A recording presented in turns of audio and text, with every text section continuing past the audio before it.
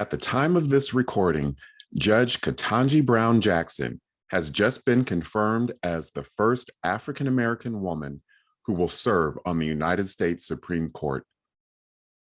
Judge Jackson's speech at the White House Rose Garden ceremony on April 8th was truly moving. How she referred to our ancestors and how she's standing on their shoulders and how her family went from segregation to the highest court in the land in just one generation. And while this is certainly a milestone that all of us, no matter what race we are, should celebrate, we also have to keep this accomplishment in perspective. I remember when Barack Obama was elected as the first African-American president in 2008. And some commentators were saying that his election was proof that we were now living in a colorblind, post-racial society. Now, I never believed that.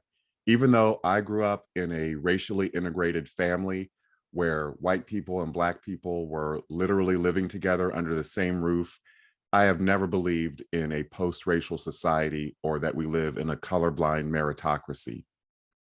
Now, seeing Judge Jackson take her place on the court will certainly be a momentous occasion and will certainly inspire young girls, especially young girls of color, that they can achieve anything they set their minds to. But we need to keep in mind that structural racism is still an issue that we need to address. I relate to Judge Jackson in many ways. As I mentioned, like Judge Jackson, I have a racially integrated family. And like Judge Jackson, I went to schools where, as an African American, I was in the minority. As I record this video, Easter is around the corner and Holy Week, the week leading up to Easter, is coming up. And I grew up going to Catholic school. Now, what does Easter week and Catholicism have to do with Judge Jackson? Well, stay with me for a minute. I was reflecting recently that when my classmates and I at the Catholic school where I went, when we went to Mass, we all drank from the same communion chalice. And even though the majority of my classmates were white, none of them refused to drink after me because of my color. Now, I once heard a scholar say, we need to stop making the unit universal.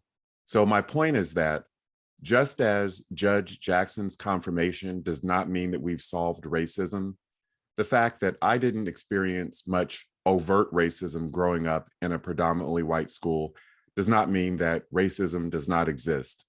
We need to be vigilant and keep working to chip away at racism and build a society where true equality exists. In the meantime, we can celebrate Judge Jackson earning her spot on the Supreme Court. If you like this video, please leave a comment, share it, and subscribe to my channel.